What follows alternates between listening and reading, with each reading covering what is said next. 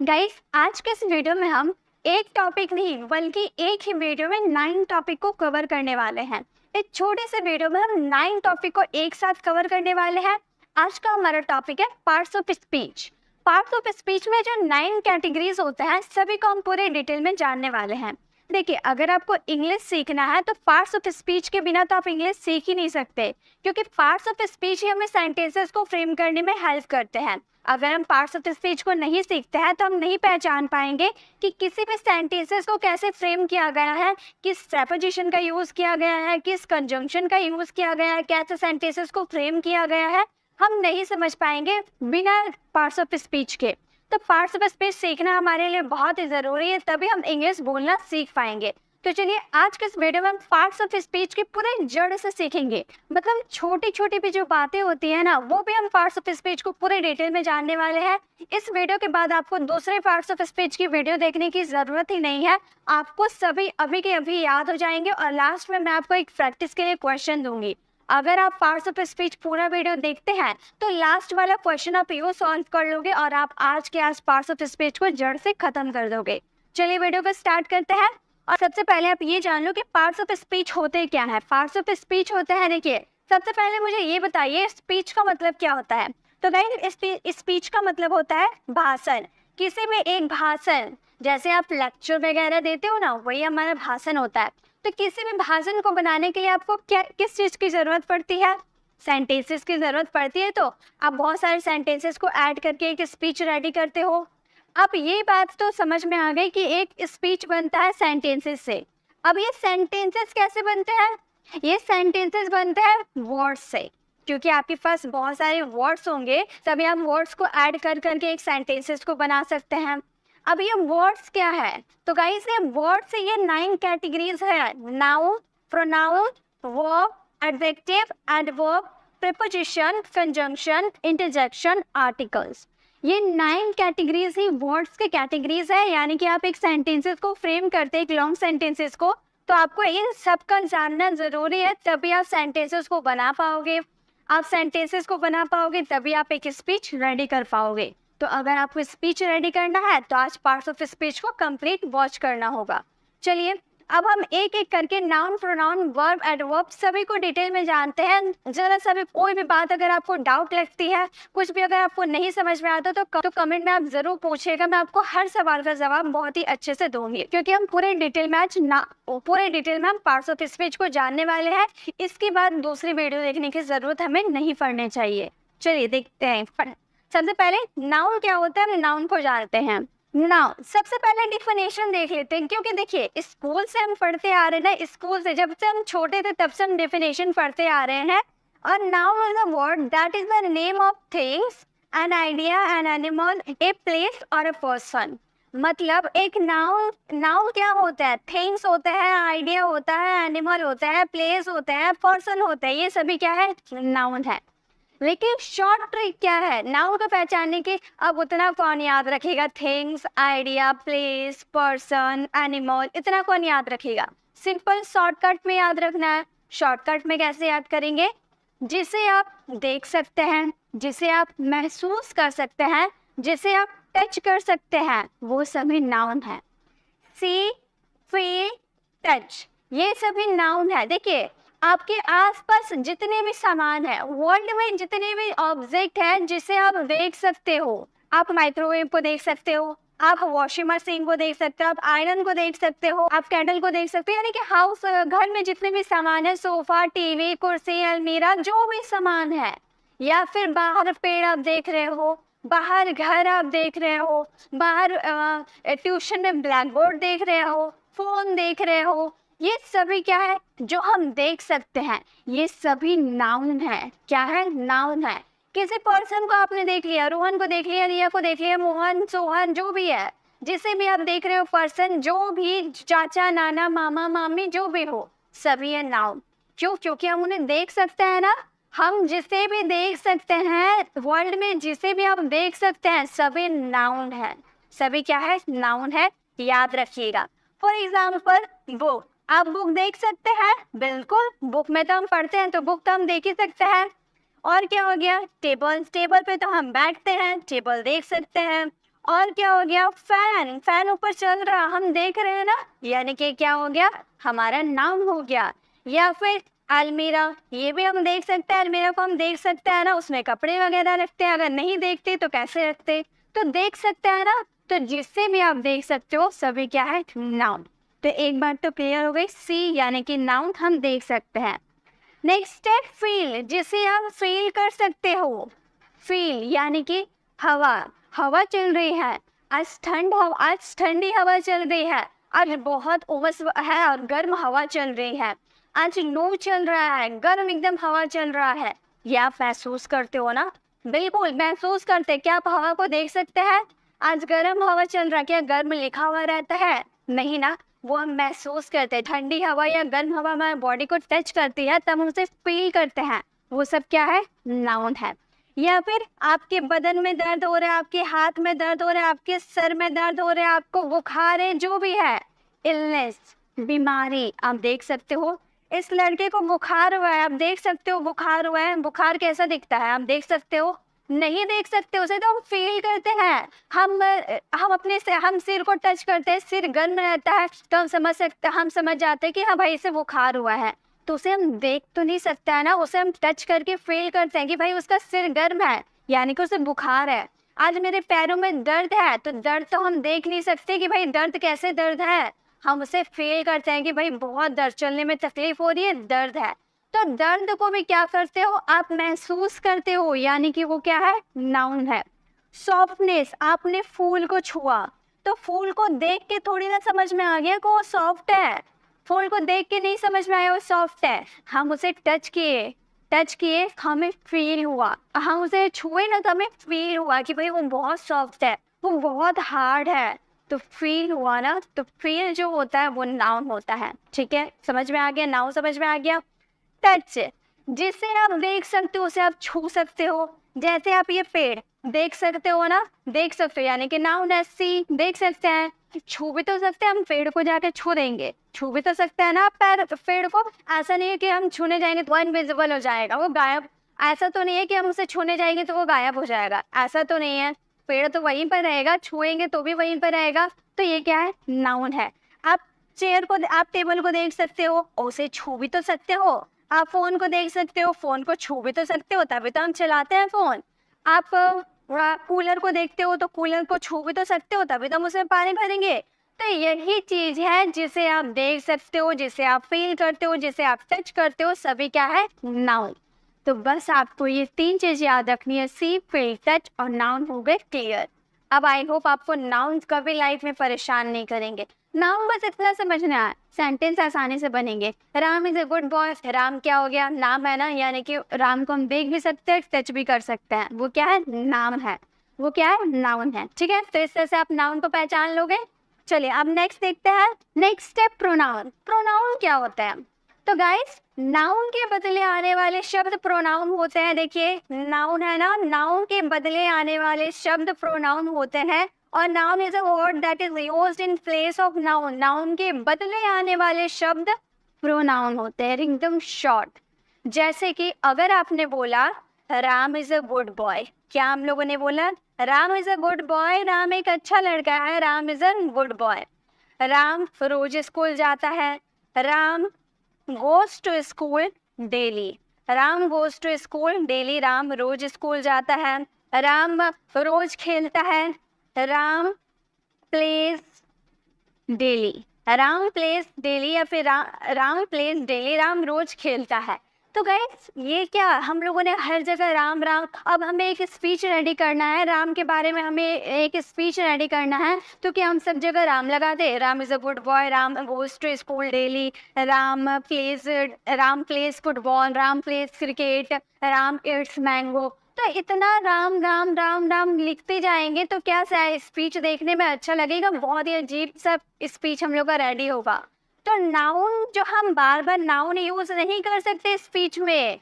आप एक बार जब स्टार्ट करोगे, राम के बारे में आपको लिखना है, तो जब आप स्टार्टिंग करोगे तो स्टार्टिंग में आपको राम का यूज करना है, यानी कि जिसके बारे में आप लिख रहे हो उसका नाम स्टार्टिंग में आपको यूज करना है। देन जितना बार वो उसका नाम आएगा, बस आपको राम के बदले ही का यूज कर देना है। ये होता है। राम के बदले हम लोगों ने क्या यूज किया, ही का यूज किया, और यही ही हमारा प्रोनाउन होता है। ठीक है, तो स्पीच ऐसे रेडी किया जाता है। हर जगह आप नाउन का यूज नहीं कर सकते हैं। एक ही पर्सन को डिस्क्राइब करने के लिए हम क्या बार बार उसका नाम लिखे, नहीं, नाम के बदले हम प्रोनाउन का यूज करते हैं। प्रोनाउन जैसे कि मान लो आई हम लोगों ने लिखा, ठीक है, आई यानी कि मैं, ये क्या है, प्रोनाउन है। एज सब्जेक्ट के रूप में ये यूज होता है। ठीक है, नेक्स्ट ऑब्जेक्ट, अगर आई का ऑब्जेक्ट हम देखने जाएं तो होता है मे। आई को अगर ऑब्जेक्ट के रूप में आप यूज करोगे, उसने मुझे पेन दिया, he gave me a pen, तो मी जो आपने यूज किया ना, तो वो आपका ऑब्जेक्ट हो गया। तो पोसेसिव एडजेक्टिव क्या होता है, माई होता है। पोसेसिव प्रोनाउन क्या होता है, माइन होता है। अक्सर स्टूडेंट जानते हो कंफ्यूज कहाँ होते हैं, माई कहाँ यूज करें, माइन कहाँ यूज करें। क्यों परेशान होना है, बहुत इजी तरीका है। अगर आपका माई के बाद कोई नाउन आता है, माई के बाद अगर कोई आपका नाउन आता है, जैसे my pen, my book, my brother, my sister, यानी कि माई के बाद आपका जो भी नाउन आता है, नाउन तो आपको मैंने बताया ना क्या होता है, तो नाउन, माई के बाद आपका अगर नाउन आता है यानी कि वो माई, उसमें माई यूज कीजिएगा। लेकिन माइन के बाद कोई नाउन नहीं आता। माइन लास्ट, आप सेंटेंस के लास्ट में यूज होता है, याद होगा। जैसे हम सेंटेंस लिखते हैं, यह मेरा किताब है, यह मेरा, बिल्कुल हम पूरे डिटेल में जानने वाले हैं, एकदम डिटेल में जानेंगे, कुछ भी छूटना नहीं चाहिए। यह मेरा किताब है, हम बोलेंगे दिस इज मेरा किताब। किताब आपका नाउन हो गया ना, बुक आपका नाउन हो गया, देख सकते, टच कर सकते हैं ना, ये हमारा नाउन है, तो हम बोलेंगे this is my book. This is my book, क्यों, क्योंकि मेरा के बाद हमारा नाउन आ रहा था, इसलिए माई का यूज कर दिए। अगर हम बोले यह किताब मेरा है, सेंटेंस बिल्कुल सेम लग रहा ना, यह किताब मेरा है। अब बताइए मेरा के बाद क्या आपका नाउन है, नहीं है, तो इस सेंटेंस को हम बनाएंगे this book, this book is mine, this book is mine, यह मेरा किताब है।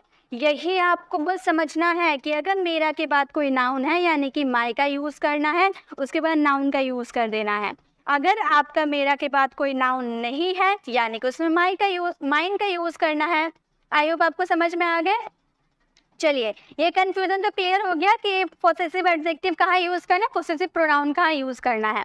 रिफ्लेक्सिव प्रोनाउन क्या होता है, और आई का रिफ्लेक्सिव प्रोनाउन जब आप बोलते हैं ना, मैं स्वयं ये काम करूंगा, मैं खुद ये काम करूंगा, उस समय रिफ्लेक्सिव प्रोनाउन के रूप में हम माई सेल्फ का यूज करते हैं।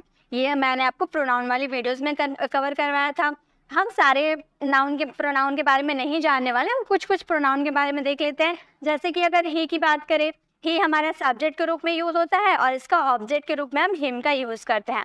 पोसेसिव एडजेक्टिव हमारा हीज हो जाता है, हीज के बाद आपका नाउन आ सकता है, ठीक है, लेकिन इसका पोसेसिव प्रोनाउन भी हिज होता है।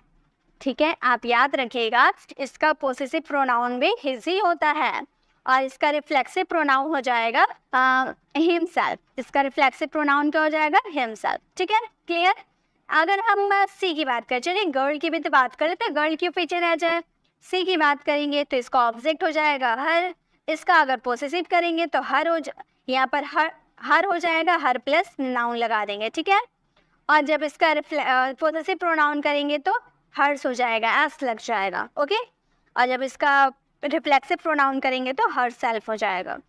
ठीक है, आया होगा आपको समझ में आ गया ये कॉन्सेप्ट। चलिए अब आगे बढ़ते हैं ना, प्रोनाउन हमें समझ में आ गया, प्रोनाउन कैसे बनते हैं। अब आगे बढ़ते हैं। बस आप ये याद रखिएगा कि नाउन, जब एक स्पीच रेडी करते तो हर जगह हम नाउन का यूज़ नहीं कर सकते हैं, तो नाउन के बदले आने वाले शब्द ही हमारे प्रोनाउन कहलाते हैं। अब है वर्ब।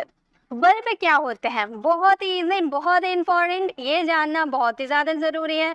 वर्ब यानी कि क्रिया, वर्ब यानी कि क्रिया, क्रिया यानी कि एक्शन। आपकी किसी भी सेंटेंस में कोई एक्शन होता है ना, मैं पढ़ा रही हूँ, पढ़ाने का एक्शन हो रहा, आप पढ़ रहे हैं, पढ़ने का एक्शन हो रहा, मैं बोल रही हूँ, बोलने का एक्शन हो रहा, आप देख रहे हैं, देखने का एक्शन हो रहा, मैं लिख रही हूँ, लिखने का एक्शन हो रहा, आप नोट कर रहे हैं तो आप भी लिख रहे होंगे, तो वहाँ लिखने का एक्शन हो रहा। तो जो भी आप काम करते हैं, फिजिकल रूप से जो आप काम करते हैं ना, वो सभी वर्ब है। A verb is a word of group of words that is used to indicate that something happens or exists. क्या हो रहा है ना, वर्ब ये बताता है। जैसे देखिए, यहाँ पे बहुत लोग खाने बैठे हैं ना, बहुत लोग खाने बैठे, तो यह खाने का एक्शन हो रहा। खाने को हम क्या बोलते हैं? खाना, यानी कि खाना। चलिए हिंदी पहले लिखते हैं, उसके बाद मैं एकदम डिटेल में आपको बताने वाली हूँ। पहले हिंदी लिख के देखते हैं। यहाँ क्या हो रहा है? सोने का काम हो रहा है ना, तो ये हो जाएगा सोना। यहाँ क्या हो रहा है? पढ़ने का काम हो रहा है ना, तो ये क्या हो जाएगा? पढ़ना। यहाँ क्या हो रहा है? चलने का काम हो रहा है, तो ये हो जाएगा चलना। यहाँ क्या हो रहा है? सोचने का काम हो रहा है, तो ये हो जाएगा सोचना। एक चीज आपने नोटिस किया, सबके लास्ट में ना ना ना ना ना, और भी अगर लिखे बोलना, लिखना, सुनना, सोना, पढ़ना, लिखना, बैठना, उठना, सबके लास्ट में ना आ रहा है ना, बोल के देखिए, ना आ रहा है ना।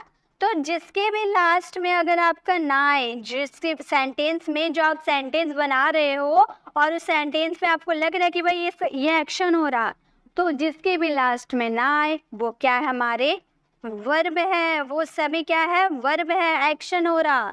तो यहाँ पे आपका जो खाने का एक्शन हो रहा है, इसे इंग्लिश में हम क्या बोलते हैं?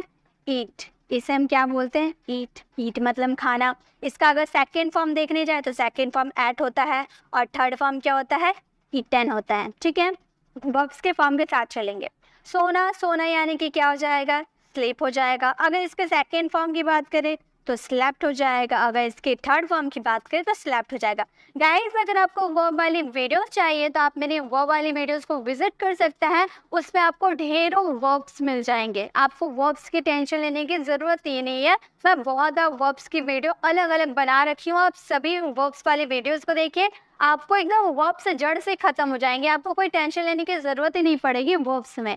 आप एक एक करके सारे वर्ब्स वाली वीडियो को देखिएगा, सभी अलग अलग है, सभी में आपको अलग अलग वर्ब्स मिलने वाले हैं। ठीक है, नेक्स्ट है पढ़ना। पढ़ना को हम क्या बोलते हैं? स्टडी बोलते हैं ना, या फिर रीड भी आप बोल सकते हो। ठीक है, और इसका सेकेंड फॉर्म की अगर हम बात करें तो स्टडीड हो जाएगा, रेगुलर वर्ब है। इसके थर्ड फॉर्म भी क्या हो जाएंगे? स्टडीड हो जाएंगे।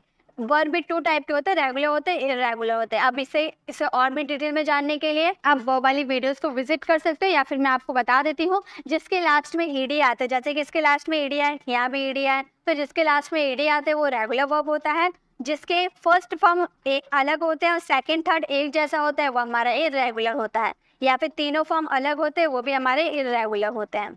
चलना का क्या होता है? वॉक। ये हमारा क्या है? First form. सेकेंड फॉर्म क्या होता है? वर्ब्ड ईडी लगा दिए, ये रेगुलर वर्ब है। इसका थर्ड फॉर्म भी होता है, वर्ब्ड ईडी लगा देंगे। ठीक है, सोचना का क्या होता है? सोचना यानी कि थिंक। इसका अगर सेकेंड फॉर्म की बात करें तो हो जाएगा थॉट। अगर इसके थर्ड फॉर्म की बात करेंगे तो हो जाएगा थॉट। आई होप आपको समझ में आ गया। वर्ब क्या है? वर्ब देखिए, वर्ब्स के 5 फॉर्म होते हैं, ये आप याद रखिएगा, लेकिन ज़्यादा ज़रूरी होते हैं 3 फॉर्म्स। क्यों? क्योंकि 3 फॉर्म्स अगर हम याद कर लेते हैं ना तो फोर्थ और फिफ्थ फॉर्म ऐसे बना लेंगे। फोर्थ फॉर्म में आपको जो वर्ब का फर्स्ट फॉर्म रहेगा उसमें ईडी, उसमें आईएनजी आप यूज़ कर देना, हो जाएगा वर्ब का फर्स्ट फॉर्म। जैसे कि मान लो मैंने यहाँ 8 लिखा ना, 8 में अगर हम आईएनजी जोड़ देंगे तो हमारा क्या बन जाएगा? ईटिंग बन जाएगा ना। तो ये ईटिंग है हमारा क्या हो गया? वर्ब का फोर्थ फॉर्म हो गया। इसलिए इसे याद करने की ज़रूरत ही नहीं है, आप लिखते वक्त इसे आराम से लिख सकते हो। और फिफ्थ फॉर्म में क्या होता है? फिफ्थ फॉर्म में जो आपका वर्ब का फर्स्ट फॉर्म रहता है उसे आप लिख देते हो और उसमें एट या ईएस जोड़ देते हो। अब एट किस में जोड़े, ईएस किस में जोड़े, ये डिटेल में जानने के लिए आपको मेरी डे 5 वाली वीडियोस को विजिट करना होगा। उसमें मैंने आपको नाउन क्लियर करवाया है और नाउन में पूरे जड़ से एट कहाँ लगता है, ईएस कहाँ लगता है, सभी डिटेल में मैंने बताया है। अगर आपको वो चाहिए तो वो वीडियो ज़रूर विजिट करना होगा। इसमें अगर मैं ये भी बताने जाऊँ तो वीडियो काफ़ी लेंथी हो जाएगी और बहुत सारे स्टूडेंट को ये कॉन्सेप्ट क्लियर होता है, इसलिए मैं इसमें ये नहीं बताने वाली हूँ। जिसको अगर आपको नहीं आते हैं तो आप मेरे नाउन वाली वीडियोस को विजिट कर सकते हैं। तो ईट में एस आते हैं तो हम बना देंगे इसे इट्स। ठीक है, ये समझ में आ गया। वर्ब का फोर्थ फॉर्म, फिफ्थ फॉर्म, बस आपको थर्ड फॉर्म याद करना होता है। चलिए, ये क्लियर हो गया। आपको इसके नोट्स बनाने की जरूरत नहीं है, मेरी टेलीग्राम चैनल पर इसकी पीडीएफ आपको मिल जाएगी। नेक्स्ट अब आ जाते हैं एडजेक्टिव में। एडजेक्टिव मतलब क्या होता है? एडजेक्टिव मतलब होता है विशेषण। विशेषण मतलब क्या होता है? विशेषण मतलब होता है किसी की विशेषता बताना, किसी के क्वालिटीज बताना, किसी के गुण को बताना। अरे भाई वो बहुत अच्छी है, बहुत सुंदर है देखने में, उसकी क्वालिटीज आप बता रहे हो ना, सुंदर है देखने में, बहुत सुंदर है, बहुत मेहनती है, बहुत बहादुर है, वो बहुत डरपोक है, एकदम डरपोक है, वो बहुत लंबा है, वो बहुत मोटा है। तो ये क्या हो गया, उसकी क्वालिटीज आप बता रहे हो, उसके गुण को बता रहे हो ना, तो यही सब तो विशेषता है किसी की। अब विशेषता पहचानने की भी शॉर्ट ट्रिक होता है। पहले हम डिफिनेशन देख लेते हैं। An adjective is a word that tells us more about a noun, it describes or modifies a noun। यानी कि जो नाउन होते हैं, नाउन क्या होते हैं, सी फील टच। सी फील टच ये हमारा नाउन होता है, जिसे हम देख सकते हैं, जिसे हम महसूस करते हैं और जिसे हम टच करते हैं, वो सभी नाउन है। ये लड़के को आप देख सकते हैं, टच कर सकते हैं, ये नाउन है। ये लड़का को भी हम देख सकते हैं, टच कर सकते हैं, नाउन है।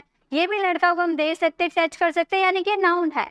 तो नाउन की जब आप नाउन को डिस्क्राइब करते हैं, नाउन के बारे में अगर आप कोई विशेषता को बताते हो, तो वही आपकी एडजेक्टिव होती है। चलिए शॉर्ट ट्रिक से जानते हैं। Good, bad, neutral. हो गया एडजेक्टिव क्लियर? समझ में आया? गुड, बैड, न्यूट्रल नहीं समझ में आया ना? चलिए और भी अच्छे से जानते हैं गुड, बैड और न्यूट्रल मतलब होते क्या है। देखिए, गुड मतलब किसी की अच्छाई बताना। गुड मतलब क्या होता है, अच्छा होता है ना। तो जब आप किसी की अच्छाई बताओगे ना, अच्छाई कैसी, ये लड़की बहुत अच्छी है, ब्यूटीफुल है, तो आप बताओगे ना भाई ये लड़की बहुत अच्छी है, ब्यूटीफुल है, तो उसकी आप अच्छी बातें बता रहे हो ना, उसकी अच्छाई बता रहे हो, यानी कि वो आपका गुड हो गया। विशेषता हो गया, उसकी विशेषता आप बताए। या फिर ये लड़की बहुत बहादुर है, किसी से भी भिड़ जाती है, डरती बिल्कुल नहीं है, बहुत बहादुर है। ये लड़की बहुत मेहनती है, बहुत मेहनत करती है, दिन रात पढ़ती लिखती है, बहुत मेहनत करती है, बहुत मेहनती है। तो ये तीनों उसकी अच्छाई आप बताए ना, वो ब्यूटीफुल है, वो ब्रेव है, वो हार्ड वर्किंग है, सभी क्या है, उस लड़की की क्वालिटीज आप बताएं। अब ये लड़की की जो आप क्वालिटीज बता रहे हो ना, इसकी अच्छाई बता रहे हो, तो ये क्या आपके एडजेक्टिव है। बुरा यानी कि उसकी बुराई करना, उसकी बुरी बातें बताना। जैसे ये लड़का बहुत डरपोक है, देखिए कितना डर रहा है, तो ये क्या है, टिमिड, बहुत डरपोक है, हमेशा डरता रहता है, बच्चों से भी डरता रहता है।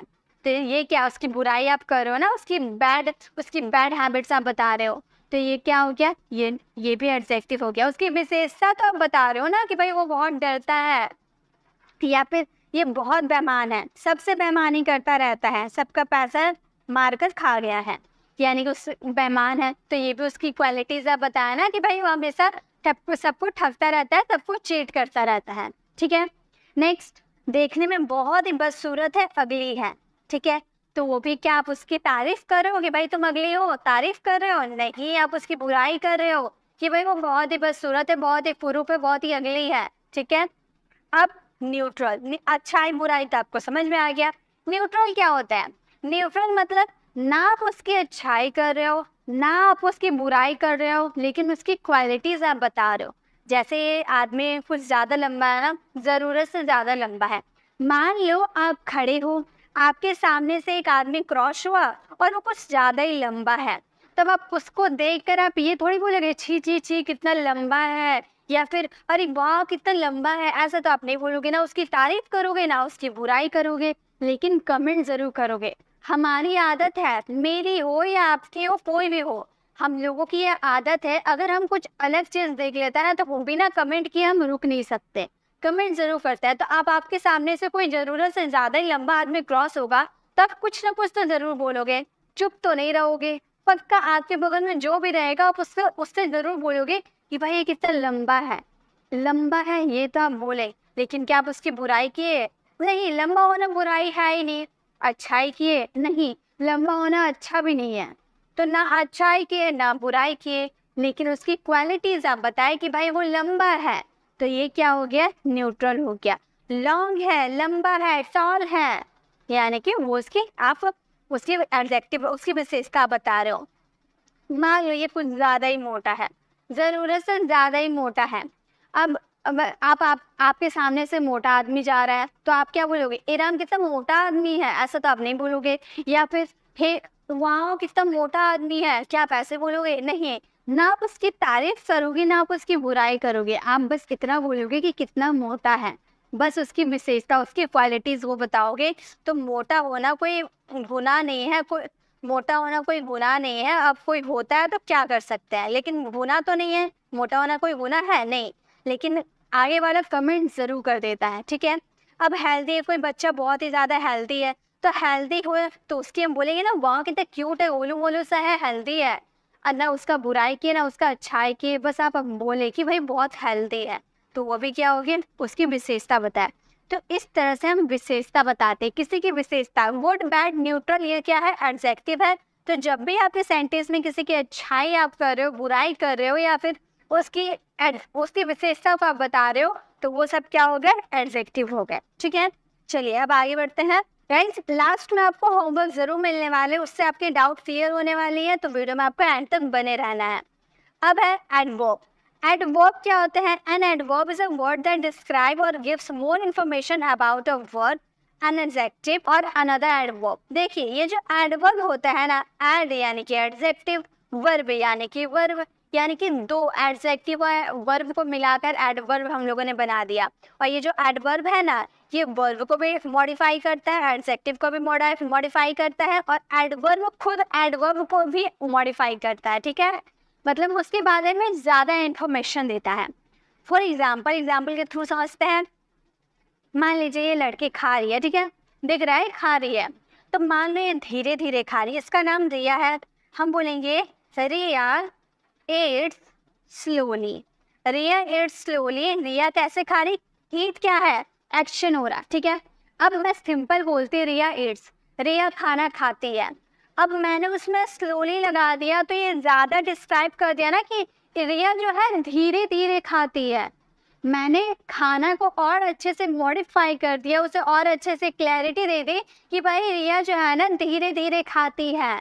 तो एडवर्ब का काम ये होता है वर्ब एडजेक्टिव या एडवर्ब को मॉडिफाई करना। ठीक है, ध्यान रहे, मैंने ये आपको एडवर्ब वाले वीडियो में बताया था। एडवर्ब क्या होता है? एडवर्ब क्या होता है? Always, usually, generally, often, sometimes, seldom, rarely, never, ये सब क्या हमारे एडवर्ब है। Just, now, today, tomorrow, beautifully, certainly, well, fast, hard, ये सब हमारे क्या है, ये सब एडवर्ब है। ठीक है, अगर एडवर्ब को फिर ज़्यादा अच्छे से वीडियो चाहिए तो मैंने एडवर्ब पे भी वीडियोस बना रखी हूँ, आप उसे विजिट कर सकते हैं। ठीक है, और इसमें हम देख रहे हैं कि देखिए ये वर्ब है ईट यानी कि खाना, खाने का एक्शन हो रहा, और एक्शन को ज़्यादा अच्छे से मॉडिफाई किसने किया, स्लोली। अगर हम बोले रिया ईट्स जेंटली, रिया जो है आराम से खाती है। पहले हम लोगों ने बोला रिया ईट्स, रिया खाना खाती है।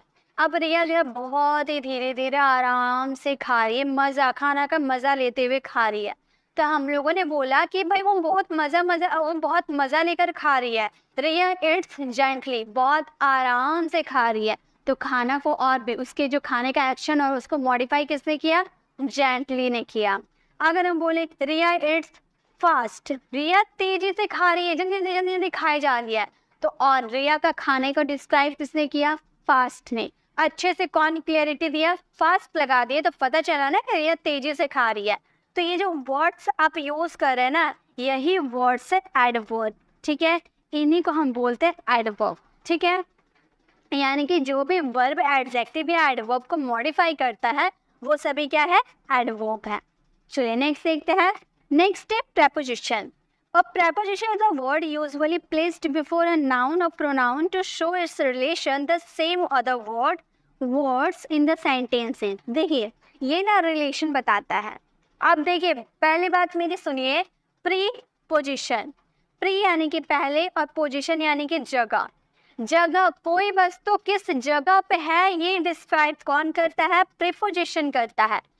कोई वस्तु किस जगह पे है। मान लो ये डॉग आपको कहाँ दिख रहा है, टेबल पे दिख रहा, हमारा सेंटेंस क्या बनेगा, the dog is on the table. मान लो आपने एक डॉग को पाला है घर में, अब वो डॉग जाकर टेबल पे बैठ गया, आपको मिल नहीं रहा था, तो आपने अपनी बहन से पूछा कि डॉग कहाँ है, तो आपकी बहन आपको बोली the dog is on the table.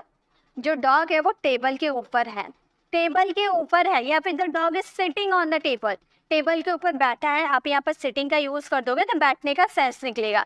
The dog is sitting on the table, जो डॉग है वो टेबल के ऊपर बैठा है। तो ये डॉग कहाँ है, टेबल के ऊपर है। तो पोजीशन हम बताएं ना, डॉग का पोजीशन क्या है, टेबल के ऊपर है। प्रीपोजिशन तो बहुत सारे होते हैं, बहुत सारे प्रीपोजिशन होते हैं। ऑन हो गया, ऑन टू हो गया, इन हो गया, टू हो गया, ऑफ हो गया, अबाउट हो गया, बिहाइंड हो गया, बिसाइड हो गया, बहुत सारे होते हैं प्रीपोजिशन। अगर आपको प्रीपोजिशन पर डिटेल वीडियो चाहिए तो मैंने 1 घंटा की रिसेंट में मैंने आप 1 घंटा के प्रीपोजिशन वाली वीडियोस अपलोड कर रखी हूँ। आप उसे विजिट करोगे तो लाइफ में कभी प्रीपोजिशन आपको परेशान नहीं करेंगे, आप पूरे अच्छे से सीख जाओगे। तो उसे ज़रूर विजिट कीजिएगा प्रीपोजिशन जानने के लिए। इसमें तो मैं आपको कॉन्सेप्ट समझा रही हूँ। प्रीपोजिशन का यूज़ कहाँ करते हैं? किसी की पोजीशन बताने के लिए, किसी की जगह को बताने के लिए। तो यहाँ पर डॉग की जगह को कौन बताए? प्रीपोजिशन बताया ना। अगर ऑन नहीं लिखते तो हम क्या बोलते? The dog is the table. Dog table, इसका मतलब क्या हो गया? डॉग कहाँ है? टेबल है, डॉग टेबल है, ऐसा मतलब हुआ ना। लेकिन ऑन लगा दिए यानी कि टेबल के ऊपर है। ऑन का मतलब भी समझ में आ गया, ऊपर है। अगर डॉग नीचे रहता, the dog is under the table, जो डॉग है वो टेबल के अंदर है। इस तरह हम अलग अलग प्रेपोजिशन का यूज करके डॉग की पोजीशन को बता सकते हैं। ठीक है, तो ये होते हैं प्रेपोजिशन। प्रेपोजिशन पे अगर आपको और भी डिटेल में वीडियो चाहिए तो आप मेरी प्रेपोजिशन वाली वीडियोस को विजिट कर सकते हो। चलिए नेक्स्ट और भी देखते हैं हम, और भी हमारे बाकी है। अब है कंजंक्शन। कंजंक्शन क्या होता है?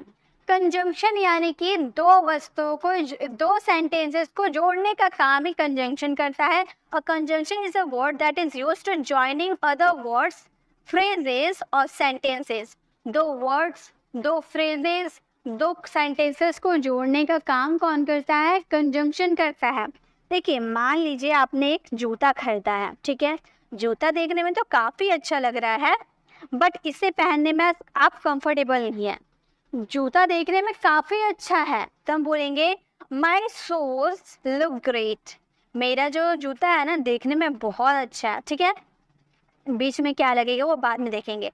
आर नॉट वेरी कंफर्टेबल, ठीक है। वेरी कंफर्टेबल, कंफर्टेबल नहीं है पहनने में, जो है ना कंफर्टेबल नहीं है। मेरा जूता तो बहुत अच्छा है लेकिन पहनने में कंफर्टेबल नहीं है। तो ये बीच में हम जो सेंटेंसेस को बोले कि मेरा जूता बहुत अच्छा है लेकिन पहनने में कंफर्टेबल नहीं है। लेकिन के लिए क्या यूज करते हैं? कंजंक्शन। आपने पढ़ा है, कंजंक्शन आपने पढ़ा है तो आप बता दोगे। लेकिन के लिए क्या यूज करेंगे भाई? लेकिन के लिए यूज करेंगे बट। बट यानी कि लेकिन।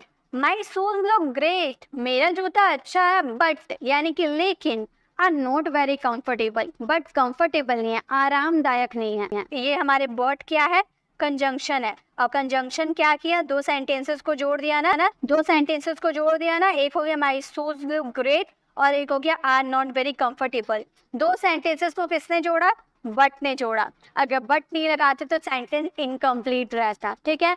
तो यही होते कंजंक्शन का काम। दो सेंटेंसेस, दो वर्ड्स, दो फ्रेजेस को आपस में कौन जोड़ते हैं? कंजंक्शन। कंजंक्शन भी बहुत होते हैं, but, and, as soon as far as, because और ये सब क्या होते हैं? ये सब हमारे क्या होते हैं? कंजंक्शन होते हैं, ठीक है। कंजंक्शन पे भी मैं बेस्ट वीडियोस बना रखी हूँ, आप वो भी देख सकते हैं। उसमें मैंने पूरे अच्छे से कंजंक्शन को बताया है और काफ़ी लोगों ने उसे पसंद भी किया है।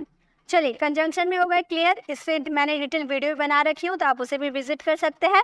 अब नेक्स्ट में जाते हैं। अब है इंटरजेक्शन। इंटरजेक्शन यानी कि इंजेक्शन। टर हटा दिए तो हमारा हो गया इंजेक्शन। इंजेक्शन पढ़ने पर अचानक से फीलिंग आती है ना भाई, एकदम जोर से इंजेक्शन लग गया। अचानक से फीलिंग आती है ना, तो अचानक से आने वाली फीलिंग ही हमारी इंटरजेक्शन होती है। अचानक आई feeling. And interjection is a word phrase that is used to express surprise, pain, pleasure. आपको किसी ने बर्थडे गिफ्ट दिया, आपको ये पता था कि हाँ मुझे बर्थडे गिफ्ट मिलने वाला है, लेकिन क्या मिलने वाला है आपको ये नहीं पता था। अचानक किसी ने अच्छी गिफ्ट दे दी, आप देखकर सरप्राइज हो जाओगे, वाह कितना अच्छा गिफ्ट है। तो आपको अचानक से फीलिंग आएगी ना कि वाह कितना अच्छा है। तो अचानक आई फीलिंग को ही इंटरजेक्शन कहते हैं। जैसे आप कपड़े खरीदने गए, आप पास के मॉल गए कपड़े खरीदने के लिए, ठीक है। अब आपने इंटर किया, मॉल के अंदर इंटर किया, आपने देखा यहाँ पर एक कपड़ा रखा हुआ है और आपको ये कपड़ा बहुत अच्छा लगा। आप देखते ही बोले wow what a dress, wow what a dress, कितना अच्छा ड्रेस है ये। तो आप अचानक आए, आपको पहले से पता था कि भाई मैं जाऊंगी मॉल और मुझे सामने ही बहुत अच्छा कपड़ा दिख जाएगा, आपको ये पता था? नहीं, आप ये तो जानते थे कि हाँ भाई वहाँ बहुत सारे कपड़े होंगे, अब पसंद आएंगे या नहीं आएंगे ये मुझे क्या पता, अब पसंद आएंगे या नहीं आएंगे ये मुझे नहीं पता। लेकिन आपके अंदर से ये अचानक फीलिंग आएगी ना, जब आप इंटर करोगे अच्छे से कपड़े देख के अचानक से आपको फीलिंग आएगी वाह कितना अच्छा कपड़ा है ये।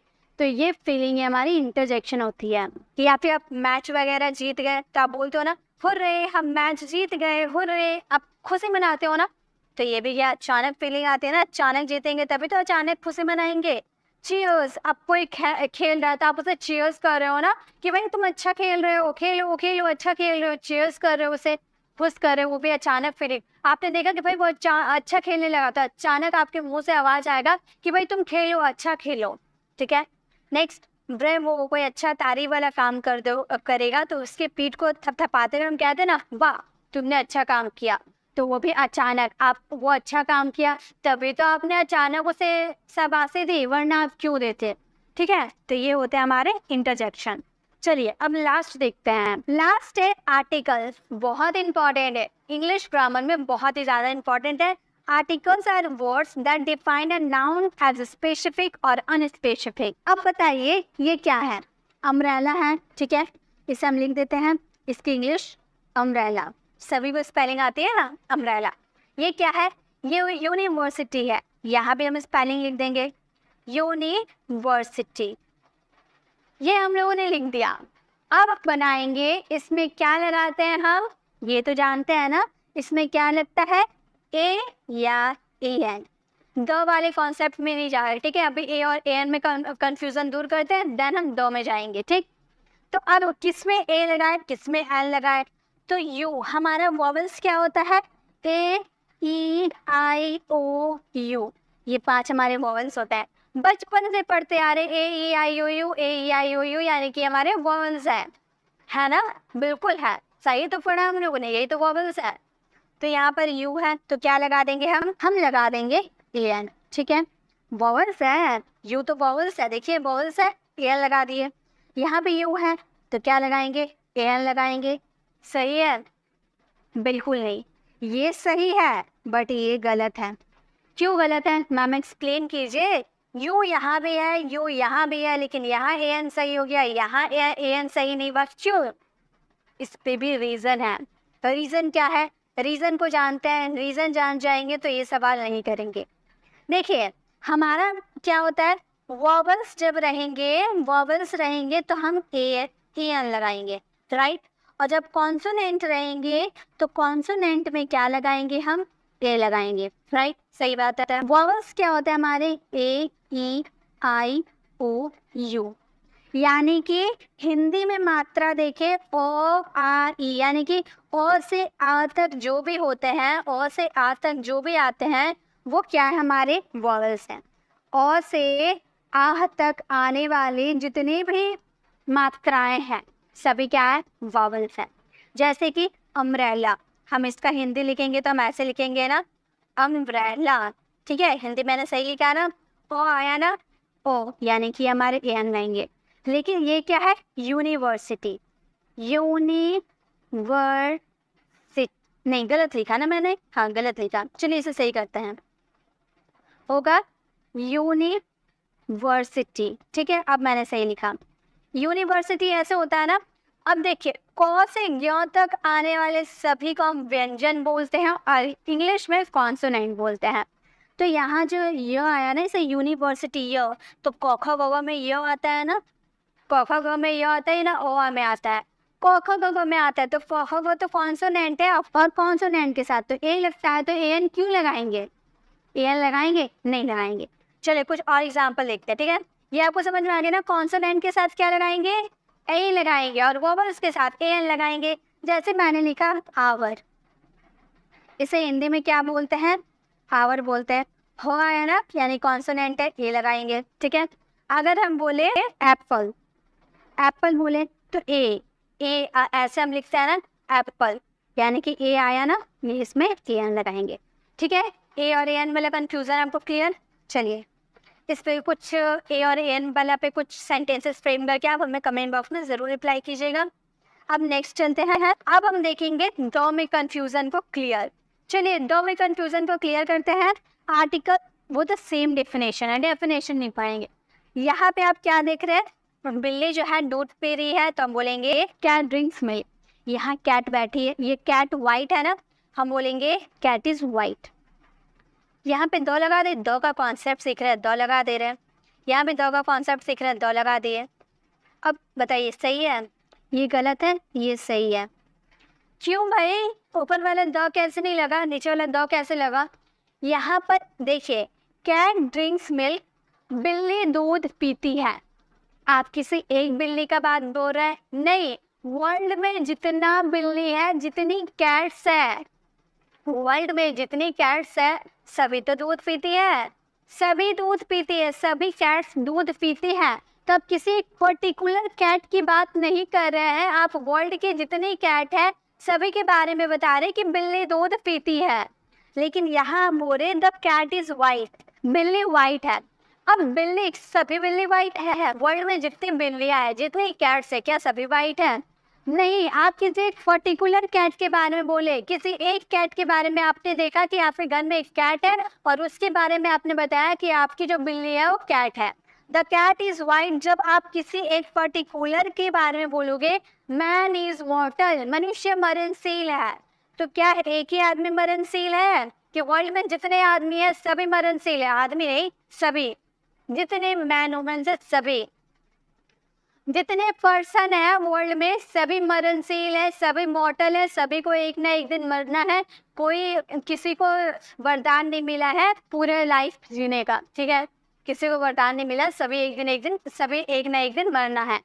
तो जब आप जब तो आप सभी पर्सन की बात कर रहे हैं कि मनुष्य मरणशील है, सभी मनुष्य मरणशील है, तो वहाँ पे आप किसी पर्टिकुलर मनुष्य के बारे में नहीं बोल रहे हैं, तो आप बोलोगे मैन इज मॉर्टल, मैन इज मॉर्टल, मनुष्य मरणशील है। लेकिन आप बोलोगे the man is running, the man is running, मनुष्य दौड़, एक आदमी दौड़ रहा है, मैन इज रनिंग। अब हर आदमी दौड़ रहा है? आप भी, मैंने क्या बोला, मैन इज रनिंग, आदमी दौड़ रहा है। क्या वर्ल्ड में जितने आदमी है सभी दौड़ रहे हैं? नहीं, किसी एक पर्टिकुलर आदमी को मैंने देखा वो दौड़ रहा है, तो मैंने उस आदमी को डिस्क्राइब करते हुए बोला कि वो आदमी दौड़ रहा है। मैंने उस आदमी को डिस्क्राइब करके बोला कि आदमी दौड़ रहा है, तो मैं दो लगाऊंगी। आप ध्यान रखिए, तो मेरी बातों को ध्यान से सुनिए। जब आप किसी पर्टिकुलर आदमी या पर्टिकुलर ऑब्जेक्ट की बात करते हैं तो वहाँ पे आप दो लगाइएगा, ठीक है? और वर्ल्ड में जितने भी हैं सभी को अगर आपको डिस्क्राइब करना हो, सभी के बारे में आप बताते हो, तो वहाँ पे दो नहीं लगाना है। आई होप आपको समझ में आ गए। तो आज के इस वीडियो में हम लोगों ने सीखा noun, pronoun, verb, adjective, adverb, preposition, conjunction, interjection, articles with picture. Picture के साथ हम लोगों ने सभी को सीखा। आई होप आपको समझ में आया होगा कि किस तरह से हम इसे बनाते हैं। आपको वीडियो कैसी लगी कमेंट में ज़रूर बताइएगा। आप लोगों का कमेंट का इंतज़ार रहता है कि आपको वीडियोस कैसी रहती है। आपकी कमेंट का इंतज़ार हमेशा रहता है कि आपको ये वीडियोस कैसी लगती है। तो आप कमेंट ज़रूर किया कीजिए। आपको अच्छी लगती है तो आप इसे अपने फ्रेंड्स के साथ शेयर भी कर सकते हैं, ताकि हमारे साथ और भी बच्चे जुड़ पाए, बांट कर हम पढ़ाई करें, सब मिलजुल कर हम पढ़ाई करें, ठीक है? और भी अच्छे से हम एक दूसरे से डिस्कस, अगर आप मुझे फुल सपोर्ट कीजिएगा तो मैं लाइव भी आऊँगी आपको पढ़ाने के लिए। तो आप लोग प्लीज़ मुझे सपोर्ट कीजिए ताकि मैं आप लोगों को लाइव पढ़ा सकूँ। आप इसे बहुत स्टूडेंट को शेयर कीजिए ताकि सभी मेरे साथ जुड़ पाए और मुझे और भी मोटिवेट मिले आप लोगों के लिए न्यू कॉन्टेंट लाने के लिए, न्यू तरीके से समझाने के। तो प्लीज़ गाइज आप मुझे सपोर्ट कीजिए, तब मैं आप लोगों के लिए लाइव क्लासेस लेकर आ पाऊँगी, क्योंकि मुझे पता रहेगा कि हाँ आप लोग मुझे सपोर्ट कर रहे हैं।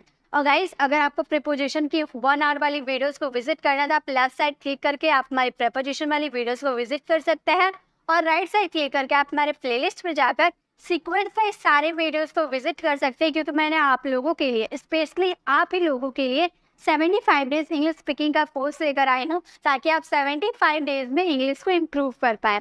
और आप लोग मुझे प्लीज़ सपोर्ट कीजिए, तभी इन 75 डेज में आप लोग इंग्लिश सीख पाओगे।